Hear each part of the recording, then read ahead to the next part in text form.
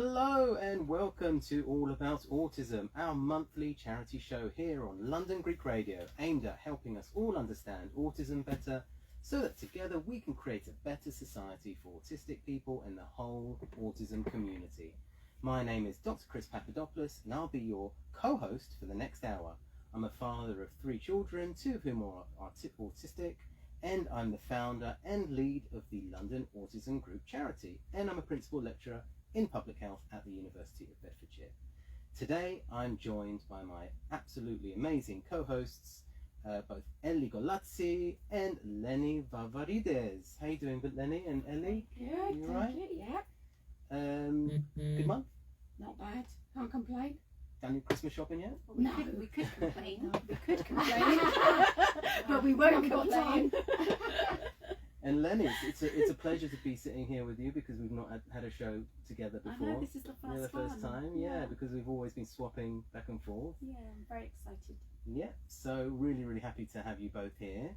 And Lenny, of course, is a neurodivergent, is part of DIPSLA, D-Y-S-P-L-A, a neurodivergent-led award-winning art studio that produces and develops the work of neurodivergent story makers. So that's absolutely amazing. We've talked about that previously, haven't we? So how's that going? I feel very lucky to be able to do what I love every day. So I'm Fantastic. blessed. Yeah, really important space. And we have today an absolutely brilliant guest, Johnny Costi, who is an artist whose work draws on his Cypriot and Irish heritage and experience of growing up in London. Johnny creates sculptures, installations, paintings and performances, and graduated from Central St Martin's Fine Art in 2022 and currently has an exhibition at the Southbank, which we're going to talk about a little bit later. So Johnny, hello, it's great to have you here. Welcome. Great to be here. Oh, thanks for coming. It's Can't always wait nice to ask you loads of questions. Yeah. Yeah, it's great to have a special guest. Yeah. So you're our priority, Johnny, okay? Yes. Not Ellie, Thanks. not Lenny. You didn't pick me up today, Chris. No big up no, for Ellie that's today. not- No, it's all for Johnny only. Anyway, it's lovely to have you here, Johnny. So on each monthly episode, we focus on a different topic connected to autism, and for today's show, we're going to be following up on last month's very important show, where we discussed a range of different relevant therapies for neurodivergent people. And we discussed that any therapy that one undertakes ultimately needs to be a neurodivergent affirming approach. This means that it needs to be person-centered, but also celebrate and leverage neurological differences. We're going to talk a little bit more about that because it's part of today's conversation, because that is so important. If you want to help autistic people in terms of therapies, if an autistic person wants therapy, of course, and might benefit from it, then that is absolutely key, that it needs to be a neurodivergent affirming approach. So if you have anything that you'd like to ask or share that we can read out and discuss live on air about today's topic, please don't hesitate to get in touch. You can do this really easily by simply going to facebook.com/London Autism Group Charity and clicking on the live stream of this episode and then adding a question or comment, and I can already see a couple of interactions, so fantastic to have you online. I'll be keeping an eye on those comments, so if there is anything you'd like to ask us, please do, and we will tackle it live on the show. And yeah, this is going to be happening every month going forwards in terms of live streaming all of our shows. And of course, you can tune in the usual way on 103.3 FM, or you can also download the London Greek Radio app, which has recently been updated and works really well for live streaming. So check that out as well. It's entirely free and very nice, very good app. And finally, we'd also like to point our listeners to our London Autism Group Charity YouTube channel, which will have this recording, but also all of our past episode recordings of this show, in case you've ever missed any episodes and you want to catch up. Just go to YouTube, search for London Autism Group Charity, you'll find it. Please subscribe, that will help support our channel. So, over to you, Ellie. Yes, so John, random questions, get to know Okay. you, right? Yep. So 3 words to describe yourself. Playful, chaotic, colourful. Great. Okay. Favourite comfort food? Oh, anything that my hair would make. Well, like? Don't say macaroni at the forno. No, drachma even. Oh. But anything. Okay. And yeah. Okay. If you were a room in a house or a flat, what would you be? The library. Oh. Okay. If it was a posh. A posh one. Yeah. Okay, it has to be. It'd posh have then. to be a posh one. Okay, it has to be. Yeah. Okay. Favourite art material to use? People. Okay. Yeah. Oh, nice. What season do you like? Spring/summer. Okay. Yeah. Favourite crisp flavour? Chili heat wave. Oh no, that's my Chili. favourite. We're gonna fight. Okay. Star sign. Well, I'm actually the 13th zodiac, and I've just done a show about that. Ophiuchus Oh. is the serpent bearer and travelled to Hades on the river Styx to save someone. He's actually the god of medicine and learned from a snake how to bring people back from the dead. But we could say Sagittarius because we don't have long enough. Yeah. To get Oh, I into need to look that up then. Yeah, it's the 13th zodiac, so it's like the last week of November, and I think that's 10 days into December. There's 13 lunar cycles in a year, Okay. 2 in December, and I fall into that one. He Cool. was the god of medicine and learned how to bring people back from the dead by a snake on the river Styx, which is quite fitting. Oh, I need to look that up. Read Mhm. about that. Okay. Can I just pause you for a second? Yes. With regard to crisp flavours, Yeah. when are they going to bring out Greek flavoured crisp flavours like macaroni de Oh forno? no, Cheftalia don't go flavoured there. Cheftalia. Don't go there, no. Well, I'm still waiting. I mean, honestly, Oh, barbecue's there you just go. There's your niche know, thing, Chris. it's just not cutting it anymore. There you go. know? That's something that you can go on Dragon's Den for. Oh no. Favourite colour? Magenta. Okay. Tips for the festive period to survive it?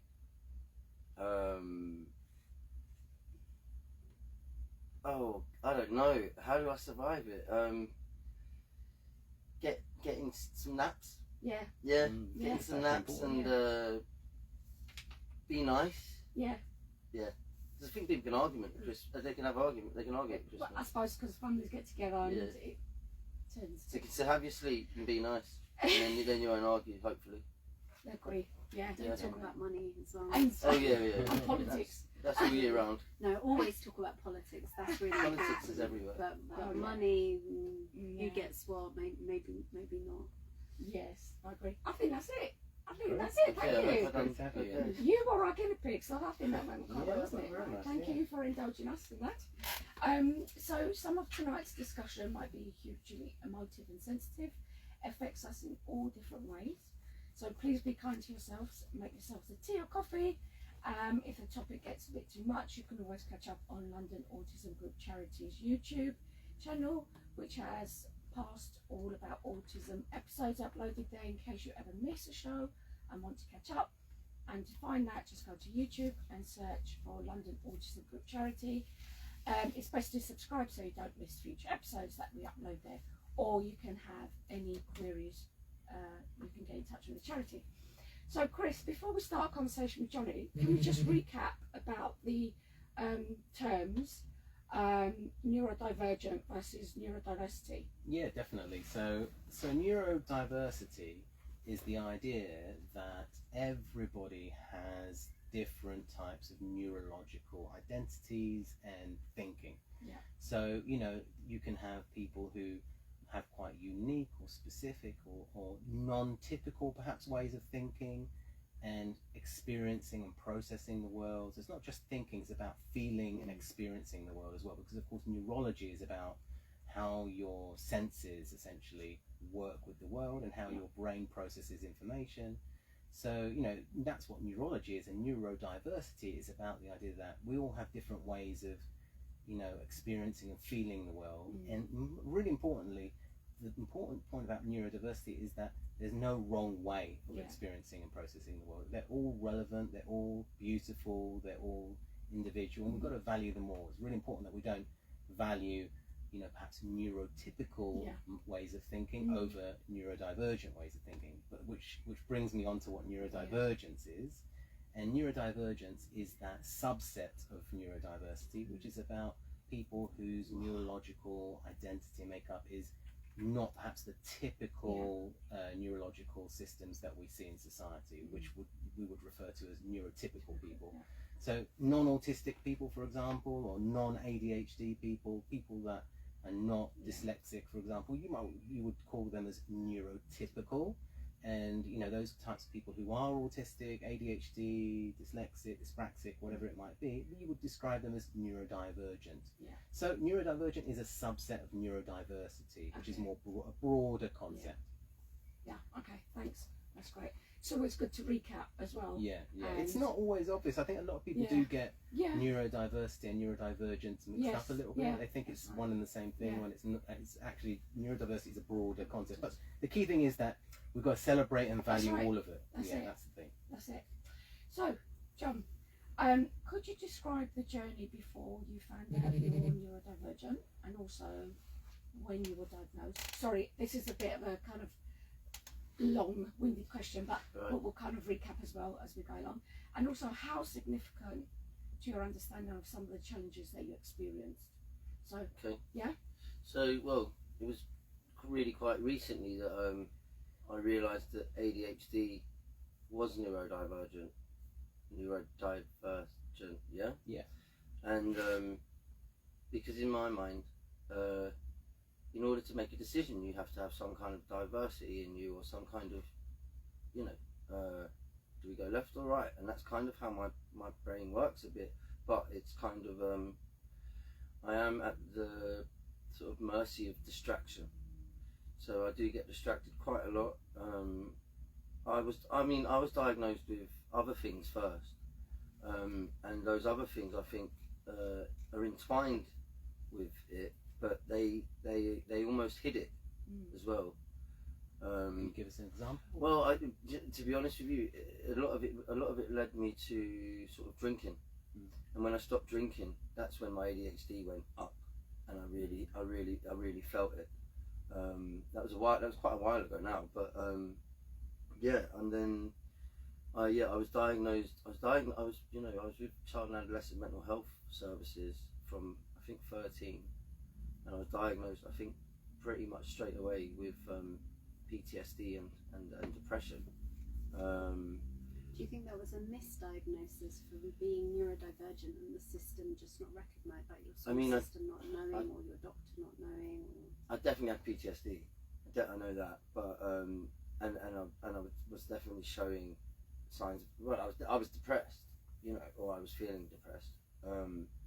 But then I kind of self-medicated, and so that kind of that sort of dissipated the ADHD kind of mind that was very loud.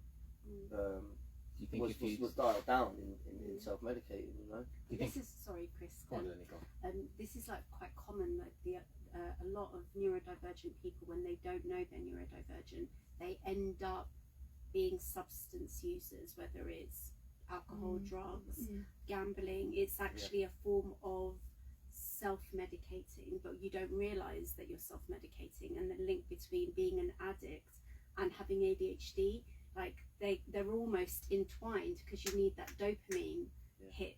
So there's a lot of crossovers between. That's why I was asking you, did they know that you had?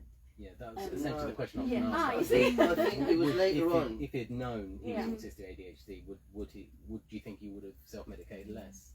Well, no, I mean the PTSD kind of Right. outweighed everything else at that time. So yeah, probably. But it was late. It was later on in school that the teacher started talking about ADHD, and ADHD equaled disruptive in school. It wasn't kind of A good thing. no. It meant I was naughty. You know, it meant I wasn't Labelled. what do they call it? Yeah, disruptive. You know, and I was already labelled as well, so that didn't help. And then, So what was the other label before the disruptive label?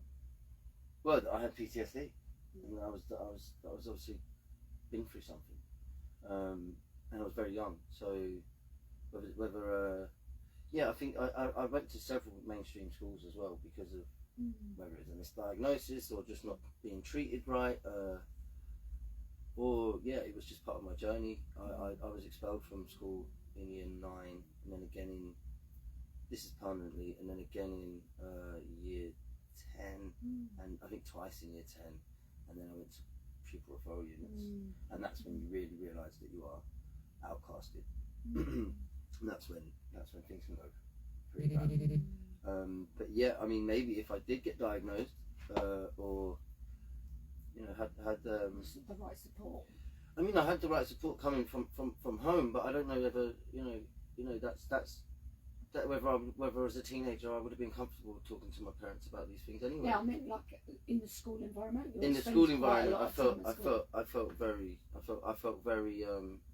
alienated, and yeah, I mean, the only word I can use is bad. I was convinced I was bad, you know, and that becomes a bit of a vacuum, or kind of you know, it magnifies over time, and you know, you kind of, you believe That's it. why schools are such an important place where these things are picked up and the right support mechanisms are put into place, and you could have been steered into whatever your strengths were instead of being labelled as this or chucking you out. Well, yeah, because I remember I was in a few like the top sets and stuff at school, and I was you know, I was intelligent, and but I didn't want to sit down and shut up and remember the things that you were shouting at me.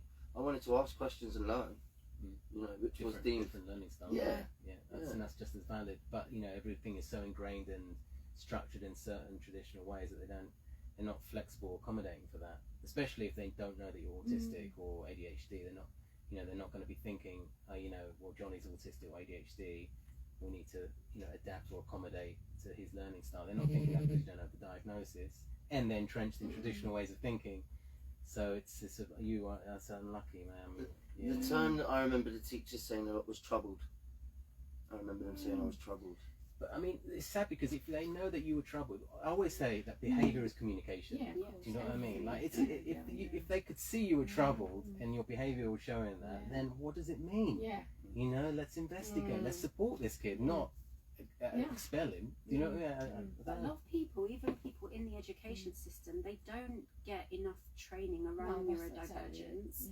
There is no there's no appetite to explore it because it costs too much money, and the teachers don't know the difference between bad behaviour and a learning disability.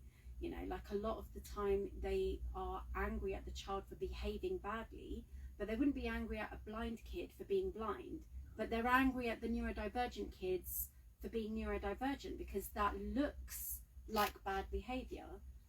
And This it's was just also 20 years ago. But nothing's changed. Oh, well, I would have thought it'd be worse. It hasn't changed. It hasn't changed because the schools are under a lot more pressure in terms of like being the schools needing to be assessed to see if they're a good school or a bad school. So what ends up happening to the neurodivergent children is they kind of don't want them, you know, like they get pushed out, especially if it's an academy, because they don't want those results bringing the school down. That's what happened to me. I remember specifically there was I think there was 4 kids that had been accepted into the second school that I went to. I won't mention who they are, but they went to the second school that I went to that started at different schools and been expelled. None of us finished our GCSEs there, so they took us on to make themselves look good, and they kicked us out before we bring down their grades. It's a real thing. Like when I heard about it, I thought, oh, it must be like people just saying, it must be like a, you know, theory, conspiracy theory. But it is so, it's so evident. It's so evident. And the other thing that's really frustrating is that state council schools will give more money to a school if they have a disabled student. But that money isn't being used to support the disabled student because the schools are so underfunded that they use that extra funding to pay for, I don't know, heating. That happened to us. That happened to us. You know, so it's like, what are you meant to do? Fight. Yeah, you have to just fight. And the thing is, we haven't got much fight often because we're already fighted out. Do you know what I mean? We're always fighting. Yeah, we're exhausted. That's where I was really lucky because my mum fought for me. My mum fought for me so much. She got me back into mainstream education the first time. Then I got kicked out again, and then she managed to get me back in again, and I did get GCSEs because I went to a PRU and she worked at a PRU, and so she knew PRU being pupil referral unit. referral So a school for expelled kids, and so she really fought for me, and there was times where I was going to a local library to do learning. There was times when I was doing like a carpentry course at college, because of she knew that I had potential, but it didn't work at the time. You know, I ended up you know, in a lot worse situation. But she did really fight for me, and if I didn't have her, I think that would have well, all throughout my life she's fought for me, but in particular that time, and while I was in prison too. Yeah. Well, can I ask you, Johnny, what you wanted to learn? What would have been a good experience for you at school? Like, what did you want to engage in? How did you want to experience school, ideally? I probably something visual or sound more than writing. So like I would have loved to have done design technology just the whole time, you know, or even like mechanics or like bricklaying or something with my hands. Practical, creative. You know, I didn't really engage in like English, but now I write poetry. Now I write dissertations and theses, and like I'm an academic. So I don't know what happened there. That I wasn't. It was I on could. your terms. That's what happened. It was on your Yeah, terms. like that. That's very true. That's very true. So maybe if they taught me about the syntax of a Tupac lyric, maybe I would have listened rather than, or even talk about artists that were still alive. That would have helped, because a lot of the time it does feel very disconnected to. Even though I know that there's things that were written hundreds of years ago that are timeless and still relevant today. A lot of what, you know, when you're a teenager, you want the most current things. You don't want to read a book about someone that was wrote in 1800s. You don't really fancy it. You want to be contemporary. Yeah. I think it's really fascinating, man. But I think another thing that may have helped you and would probably benefit a lot of neurodivergent students is if the teachers themselves would come out as neurodivergent a little bit more than they do. You know, then you never hear about teachers being openly neurodivergent themselves with the students, and that's a shame, because we want neurodivergent teachers, because they may actually be the ones that inspire and connect with the neurodivergent students, you know, and I think that's a bit of a problem actually at the moment. There isn't enough light on where are all the neurodivergent teachers I would like changing to, the system. Yeah, adds to that, because I thought about teaching when I was, you know, still in school. Because I didn't get a C in maths, GCSE, I wasn't able to pursue teaching. I've got an MA and I'm potentially going to have a PhD, but because I didn't have the maths, you know, just C and above in maths, GCSE, I wasn't able to pursue that. So I think the whole system is completely flawed. The best people for the jobs are not getting the jobs because the system is rigged. Because you're focusing on what a child does at 15 and 16 to decide what they're capable of once they leave university. And Johnny's testament to what you're Well, saying, it's isn't it? just Because now you're an insane. academic doing all these things. So how are you in academia exactly now, Johnny? Well, no, I mean, just because I've studied and I write a lot, you know, Wow. and you know, I don't identify as an academic, but like I've proven that I can do it. So and you know, yeah, it probably would have been a lot different if there was someone who could have understood a bit better, like just how my brain may have worked or works, or what I was going through, full stop. You know, I think that in later on in life I've realised I had a lot of resentment towards school, and school kind of, I feel like a lot of school, especially a lot of like being in pupil referral units, it kind of prepared me for prison. It didn't do much else, a lot of it. You know, there were some good teachers. There was one or two that I remember. I got an award once for getting 30% attendance. I remember that. Wow. Yeah, like, but it, you know, You would have attended a lot more if they wanted you there.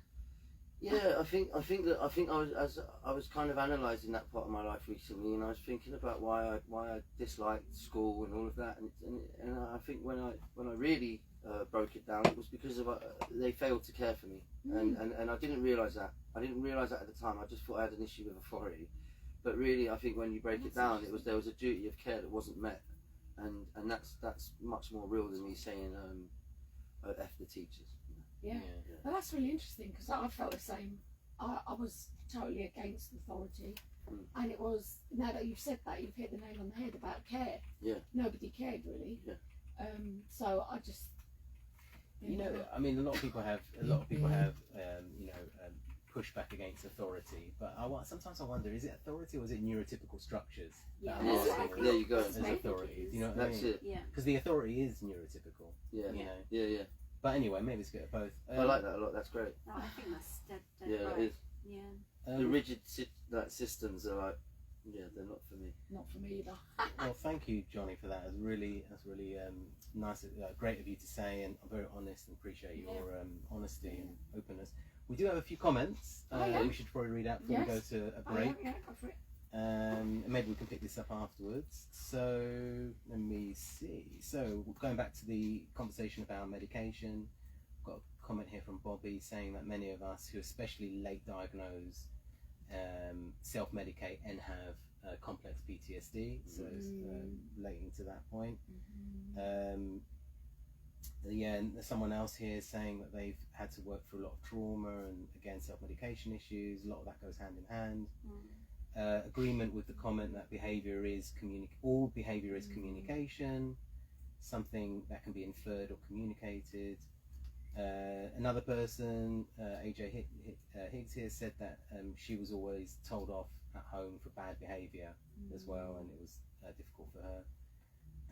There was agreement about the fact that there's not enough neurodivergent teachers, and the issue you're bringing up, Lenny, about Senko's not having the budget they ought to have for their work.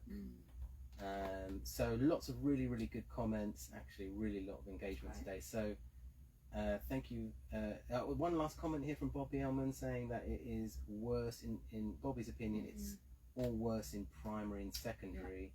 Colleges and universities are generally better and more neurodivergent. The early informative years, that's where you're getting. That's where the trauma primary. comes. That's why the trauma is there. Early intervention is key, and that's where it should start. That's where you.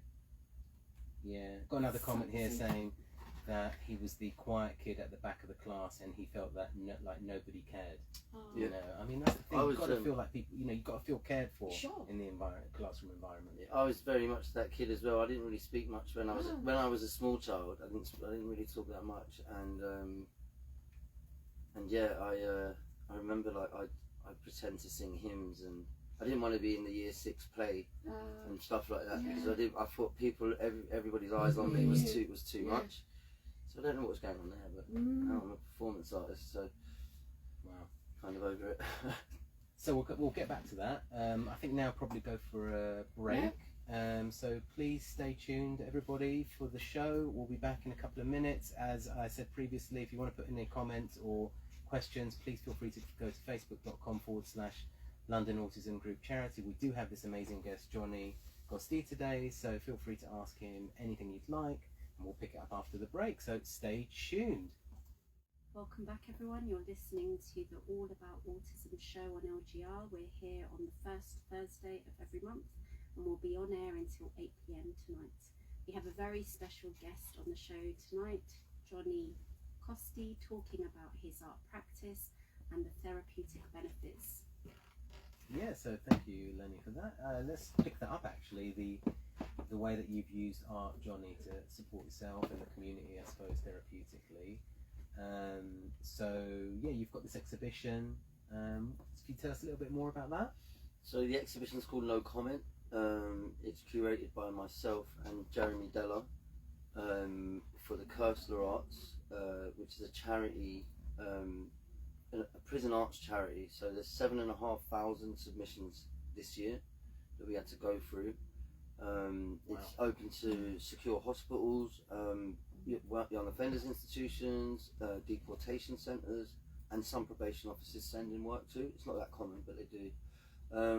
We had to select 200 works out of the 7,500. We enlisted our friends, some other artists in their respective fields that we respected, to come in and sort of broaden the net a bit and also alleviate our job.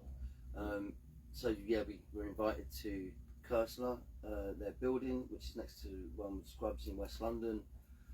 My relationship with them started in 2008 when I submitted some artwork to them from Feltham, and if you were to check out the show, you'll see my original certificate from that date. And each of the artworks, the 7,500 artworks, all get feedback. They all get processed. They all get returned.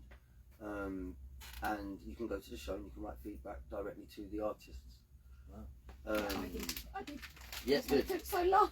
Well, apparently, I found out yesterday we've had 10,000 pieces wow. of feedback since the show opened Yeah. 4 weeks ago. 4 Wow. It's weeks ago. brilliant. You must see And it. how can people attend? And Well, if they pop down to the Southbank Centre, so you go Waterloo, or you could walk across the Embankment Bridge from Embankment, and it's free, and it's lovely there this time of year. There's Yeah. Christmas markets there, there's skateboarders, there's 225 artworks made in prisons that me and Jeremy Della selected too, and you could also get a tour from someone with lived experience of the system. I think they run 3 times on Wednesdays and Fridays as well, but don't quote me on that, check the website. But you can get a tour for a real in-depth insight into the process. It was it was great. So let me go back to my relationship with them. So I started by submitting some artwork to them. It was 2 poems, and then I got feedback back, and I remember distinctly thinking, wow, that's a big envelope, because it had a laminated certificate in it. And at this time I was in Felton, and it was 23-hour bang up, and I'd never been alone. I'd never been on my own. I come from quite a loud family, and I'm the youngest. So that was when, again, like maybe it was neurodivergence or neurodiversity-neurodivergence that made me write that poem, because I had to get it out of my head. And I think that's kind of the way that the artwork works inside and outside of prisons. It kind of says the unsayable and allows people to sort of make sense of what's inside them. And that's what we're trying to do. Yeah. Do you remember the poem? Yes, and one of them was for my ex-girlfriend, and another one was called Narcotics Anonymous, funnily enough, and it was about the travel of certain drugs, and it was about life in a pub for a beer mat, talking about becoming a patch in someone's shoes, and but at first they were weighed down by alcohol, and they was I was 19, and I didn't get on at English. So they were published in a magazine called Not Shut Up, which is for the prison population, but no, they haven't been published, not those 2, no. And I'm a visual artist as well, kind of. I'm known to be a visual artist, and that was my first interest. I only wrote those poems because of the first thing I wrote was a list of things that I believed that I needed or would help me, and it started with saying you need to get back to art. You shouldn't be in Felton, Costa del Felton. You shouldn't be locked up for 24 hours a day. You shouldn't be waiting to go to court. You should be at your Central St. Martin's art studio exploring materials. You should be displaying in the gallery. You should be free. You shall be success. And I signed it. And then 3.5 years later, I'd managed to get to my Central St. Martin's studio, and that's where I refound this. I was exploring materials, and my materials were mostly letters that people had sent me and other sort of miscellaneous bits that I'd picked up along my sentence. And that note that I completely forgot about was staring back at me while I was exploring my materials in my Central St. Martin's studio. I was reading those words, and there was a lot of signs or symbols that made me never look back on my past life, but also, like, again, I think that one thing that people in prisons, a lot of them don't have is family. A lot of them don't have that support from their family, and I did. I had a big fat Greek family, and an Irish one too. So I was never in need of an ear to sort of bend, and that's all to do with them. Amazing. Why do you think art, helps you so much therapeutically? I mean, the reason I'm asking that is because I wonder whether there's neurodivergent people out there listening to this, thinking, could this be something for me, and how could I? Why would this be useful for me? Like, as somebody who's in it, maybe could you explain it? Well, I would say that anybody that's in the position of a maker is empowered. Art. What do you mean by that? I mean that if I look out that window there and onto the North Circular, I've got no idea what's going on out there. Anything could happen. I don't have any autonomy in who runs my country. You know, I might be able to vote, but let's be honest, that doesn't do much because of, you know, there's not much difference between them anyway. And but when you have a sheet of paper and it's your choice of what is going on in that paper, in that piece of paper, then you are the creator. You are the only person that can dictate your destiny in that moment. Right. So in terms of like good art and bad art, if an artwork can make the maker get in touch with their inner child, if it can make them make sense of a feeling that they couldn't say out loud, then it's good art, you know. And so like quite a few of the works that I selected have quite repeated sort of mark making sort of drawings being filled in, and I think that appeals to me because of I imagine them in that meditative moment doing that in a prison, which the atmosphere is completely tangible and tense. That artwork is hopefully deflecting that tension, allowing that person to get in touch with something that they haven't been allowed to share, because you can't talk about things in prison. You can't reveal much about yourself in prison. Especially when we're talking about emotions, don't do it. It's not recommended.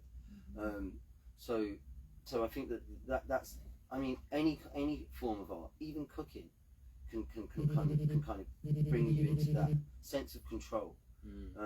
Because of, again, like in the outside world, there's so much going on that, you know, that we could never control. And if you're going to start wielding this thing that's magic, it is magical art, that has these transformative abilities, then you might see what potential. I think it helps you see things with new potentials. You know, and a lot of art is just problem solving.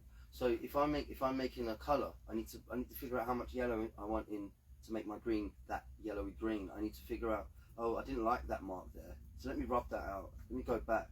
And I'd like to say that's like I see that as an analogy for how you live your life. You know, there's poetry in everything, and so there's different. There are different signs and symbols again that mean one thing to you and mean one thing to me. So if we can just sit back and talk about artworks and their or creative outcomes, then hopefully people would understand each other a bit better and bond. So it's the best sort of communication. It's autonomy, control. I mean, that's such an important thing for neurodivergent people, because so many of them actually lack autonomy, lack control. You know, and they're you know, this is a lot of the reason for trauma and poor mental health and self-medications, because they lack that autonomy or perhaps that safe way of communicating as well that you mentioned. And it's interesting that you said about, you know, communication, because I have seen a lot of benefit. I mean, obviously art benefits everybody, but I've seen it in particular for non-speaking neurodivergent people. It's a really, I mean, it kind of connects to what you're saying, you know, because for them it is a very potentially powerful means of communication, you know, which obviously, you know, is alternative to speaking. I had a very profound experience when I managed to find myself in an open prison in Suffolk. They would let me travel to Ipswich to work at a day centre for autistic and Down syndrome adults, where I would run art classes. And that was the first time anybody, and even those people just speaking to me as a person rather than a number. You know, I had my family and stuff and friends who would call me, but you know, I didn't get much FaceTime with them.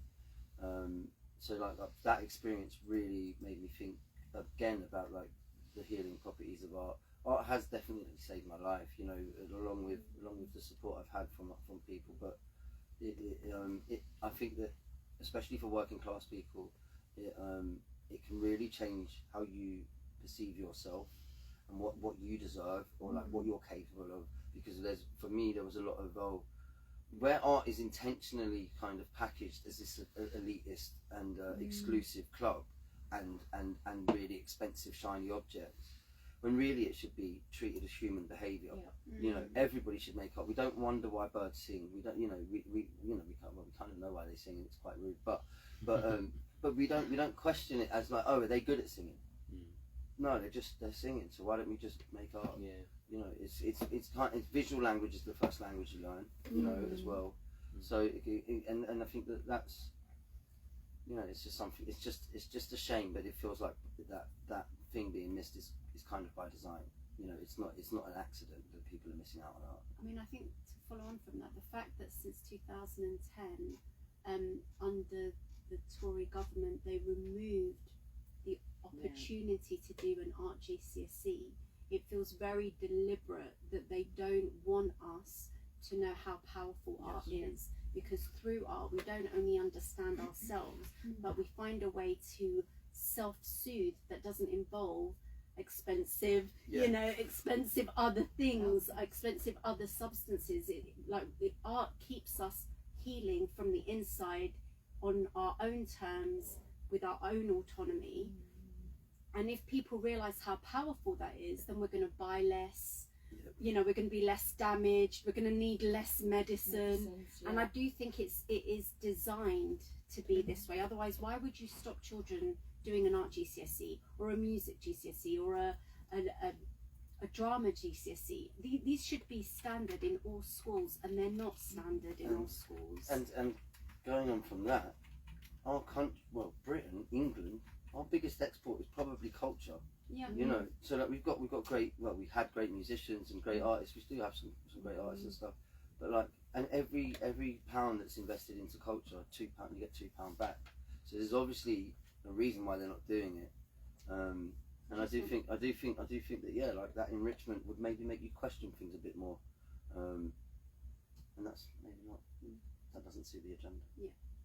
It's a shame that there's no space for an agenda that saves people's lives. Yeah. Exactly. You Where's that literally one? said that, you know, it saved your life. So I mean, come on, I've- you know, if you've got a tool like that, let's lean into that. Well, I've been having lots of conversations with this show about overcrowding in prisons, and a stat that's come out is that 70% of people in prison are neurodivergent. Yeah. Exactly. Yeah. It's higher, isn't it? Well, I would say think so. so. Like from my experience of it, I'd say that at least 70% of people in prison shouldn't even be there.